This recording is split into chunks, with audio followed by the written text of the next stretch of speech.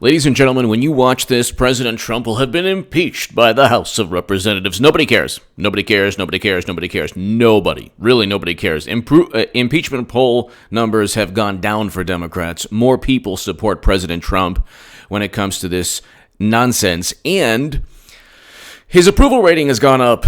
Oh, look at that. Democrats lose again. But you watch this channel not just for, somebody to regurgitate the news. You watch this channel for the following. I want you can look this up yourself. It's a Guardian article, November 2nd, 2016. The author is Lauren Gambino. In Washington, says this is the Guardian U.S. edition. Clinton's rare visit to Arizona is unusual show of confidence for a Democrat. Where's President Trump now? He's in Michigan. Trump is in Michigan with Pence. Okay, Trump is in Michigan, a swing state that Democrats must win. Trump is in Michigan right now while they're impeaching the president. Where was Clinton in 2016 in Arizona? This is why Democrats are destined to fail all the time, at least from now on. After Trump won in 2016, they are not going to win a presidential election until their political machine just crumbles. The political machine is run by both Bill and Hillary Clinton. Clinton is going to be the nominee again. But why? What's the difference between Clinton and Trump? Again, Trump is in Michigan. Michigan hasn't voted for a Republican since 1988. From 1988 until 2016, they hadn't voted for a Republican. They voted for President Obama twice and Bill Clinton twice. They voted Trump. He's right now holding a rally in Michigan. Okay? This is a statement. Where was Clinton? Clinton's rare visit to Arizona is an unusual show of confidence for a Democrat. Decision to compete in the red state, where a victory would effectively deny Trump a path to presidency, is based on polling and early vote numbers. November 2nd, 2016. Hillary Clinton doesn't visit Wisconsin, Michigan, or Pennsylvania. She doesn't visit those states. She visits Arizona. Fast forward to December 18th, 2019. The House of Representatives impeached the president. Only the third president to be impeached. And Trump's in Michigan. In the frenetic dash to Election Day, Hillary Clinton will swing through the usual key states. And Arizona. On Wednesday, Clinton will visit the Grand Canyon state for the first time since winning the Democratic nomination, a move that signals the campaign's increasing confidence in her chances of turning a traditional red state blue. The Russians did not interfere in the election. She was in Arizona. Nobody was worried about Facebook ads. They were so confident. She visited Arizona November 2nd, days before the election in 2016. Then she's blaming Facebook ads for her losing swing states. Guess what? She won the popular vote. And she visited Arizona not understanding that she still had to win swing states. I wrote in the Huffington Post, the article is below in PBS. They quoted me and Nate Silver. Guess who was right? Nate Silver of 538 said, our emphatic prediction is that Trump won't be GOP nominee. Something to that effect. Read the quote, the full quote. And I said Clinton is unelectable because of her favorability rating, specifically in swing states. And I was right. In 2015, I called the 2016 election. In 2017, I wrote Clinton 2020 is a reality. Get ready for 8 years of Trump. I'm calling the 2020 election in 2017. But forget about me. This is about American politics. Democrats think they're the smartest people in the room. You have to be the biggest imbecile on the planet to visit Arizona, a red state that was not going to vote blue. No, it doesn't matter if, who do you have, Kristen Sinema? It doesn't matter. That was like a recount, like last second, then she won. Okay? It's still a red state. It's not going to turn blue. Texas is not going to turn blue. But anyway, the point is, they're impeaching President Trump. The economy is great. We don't have a foreign an intervention that destroyed a country like Libya, which President Obama presided over. We don't have Bush's failed quagmires and interventions, Cheney and Rumsfeld, and guess who voted alongside them? Clinton and Biden. This impeachment is complete and utter nonsense, and it's like pure comedy. They are losing in every single way, and historically they're losing also. Because you have to understand, Clinton, don't think about this impeachment without thinking two things. One, Clinton visited Arizona a week before the election in 2016, which was a waste of time. The hubris, the arrogance, the chutzpah, to go and visit Arizona and then blame Russia? The Putin didn't tell you to visit Arizona. You could have visited Wisconsin. You chose Arizona. You could have focused on Medicare for all or a Green New Deal legislation. Democrats don't want that. And everyone who said vote 2016 Clinton, who has been spent the past 4 years saying vote, push for Medicare for all, they're just funneling votes back into Clinton 2020. I've stated that forever.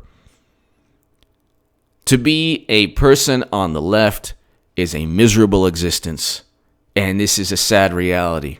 It's always a lot of people fancy themselves as being, fighting against the system. You're not fighting against any system if you're on the left, if you're voting for Clinton in 2020. Or if you're under the impression Clinton's not going to win and you're voting Biden. You're not fighting, or if you're voting Bernie. Let's say you want to vote Bernie Sanders. Yay! You're talking to the biggest Bernie Sanders booster on the internet, according to the Huffington Post in 2016. The unofficial scribe of Sanders' most hardcore voters, according to the Washington Post. You know that pundit who's running for Congress? Why didn't the Daily Beast write a hit piece on him in 2016? Oh, that's right. Pundits on the left who say, vote for Clinton in swing states or vote for Clinton, but we still want Medicare for all. They're part of the establishment. They're funneling votes into a corrupt system, a machine.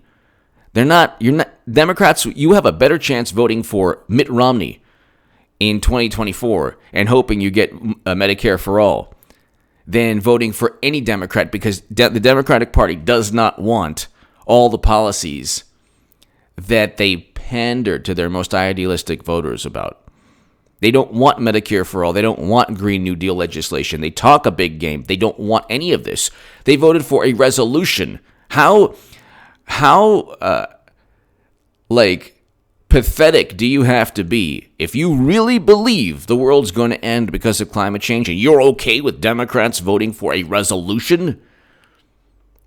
It's not the Republicans. The Republicans can believe in climate change or not believe in climate change. But if the sky's going to fall and the world's going to end, the people who are supposed to be saving the planet vote on a resolution and not legislation, and they preside over the largest expansion of domestic oil and gas production. Then they visit Arizona, like Clinton, a week before the election. They blame Russia. I mean, it doesn't take a rocket scientist. This is not very difficult. It's a political machine that runs more on sensibilities, like the sensibilities of liberals. That's what they run on. What feels good for them. What feels presidential. The sensibilities, their decorum, they don't run on policies. Democrats don't run on policies because they dislike Bernie Sanders more than Trump. The venom and the vitriol against Bernie Sanders really, in many ways, was even more profound than Trump. They cheated Bernie and still blame him. They have no remorse. And Bernie Sanders feeds the system. He could have simply said, "No, I'm not gonna vote. I'm gonna take millions and millions of my voters. You will never vote. You'll never win an election again until you adopt my platform. And if you don't, then you'll keep losing." But he couldn't do that because then he would be marginalized and he would get, even more so than he is now. And guess what? He's still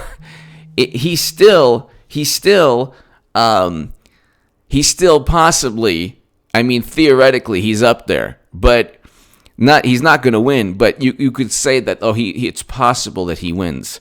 He ain't going to win. Biden ain't going to win either. The No Malarkey bus tour and Bernie Sanders' movement, which was split into two by Elizabeth Warren, None of those people are going to win. The whole thing has been a farce. Impeach President Trump, and before that, you have the Mueller probe, and you have the Democrats have found an ingenious way of interfering in elections using the United States government, while complaining that others are using foreign countries to interfere. While they use foreign countries to interfere, with the Steele dossier and with Chalupa at the DNC reaching out to actually trying to find dirt on Manafort and Trump. I mean, well, you have Mifsud, Steele, Chalupa with the Ukrainian officials. I mean, how many? You have endless examples of Alexander Downer. You have endless examples of Democrats using other sources outside of the United States government to go after Trump. You have record low unemployment. You have wages rising. You have record highs in the stock market, and they say, "Well, Trump had nothing to do with it." They say, "Oh well, you know, when he stepped foot in North Korea, it was a photo op. He didn't begin détente between North and South Korea. It's just a photo op." Look. You have to ask yourself who this benefits, and you have to ask yourself who you're dealing with. Clinton's rare visit to Arizona is unusual show of confidence for a Democrat. This is November 2nd, 2016. They're impeaching President Trump, and he is in Michigan.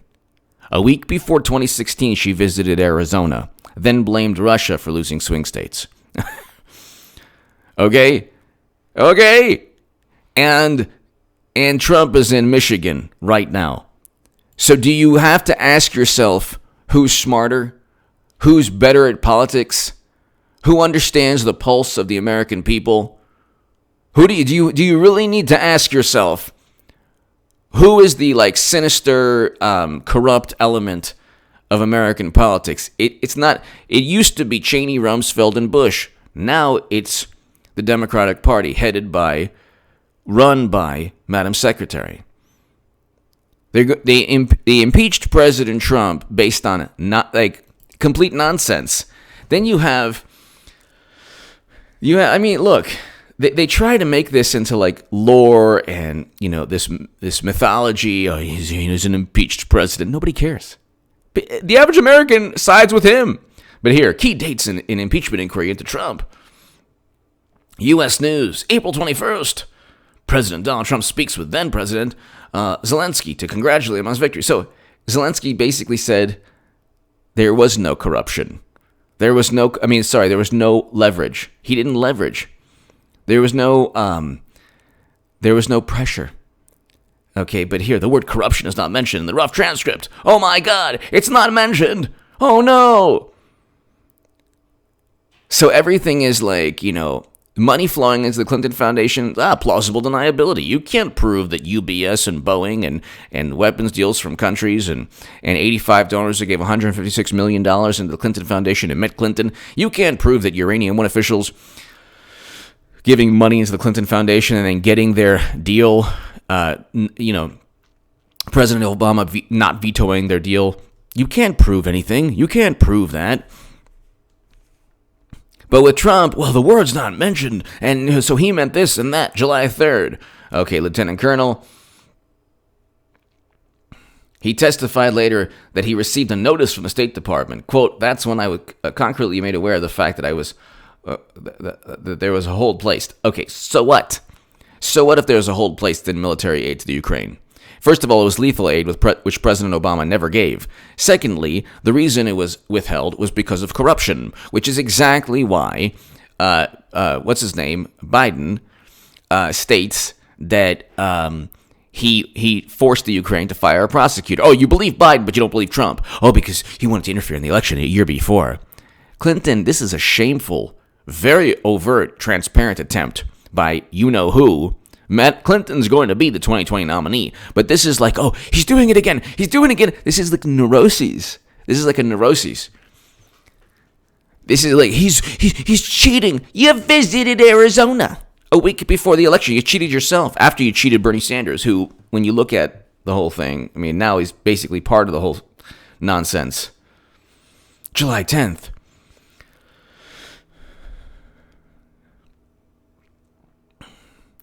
And then Fiona Hill said, "Oh, I'm not part of any drug deal. Oh my God. Oh my God. You know, a diplomat said something. Wow, who cares? Nobody." Dr. Fiona Hill also stated that the intelligence community confirmed that Russia interfered. No, the intelligence community confirmed their high confident belief. That's like saying, I am 1,000% certain in my viewpoint that Jordan is better than LeBron. Who cares? That's your viewpoint. It doesn't mean that your viewpoint is correct. In my view, my viewpoint is correct on that. But anyway, then they go on. They have no concrete proof of anything. Nothing. Mueller issues a stark warning about the dangers of Russian interference in American elections. Who cares? Mueller didn't even know about Fusion GPS and Glenn Simpson. The whole thing is a setup. It's so obvious. And look, the proof is in the pudding. How many people were indicted on Russian collusion? None. Did they even use anything to do with Russia or the Mueller probe in the articles of impeachment? No, because they had nothing. So, give me your thoughts below. Check out H. Ray Goodman's other channel. You know, it's pretty household's historic day of debate. Nobody cares. It's not historic. Nobody's going to remember this. Nobody cares. There are YouTube videos of, like, you know, just funny things that take place. You know, cats, you know, squirrels surfing or whatever, okay? You know what I mean. That are more popular than, or that will be remembered more than Trump getting impeached. I still remember, was it the,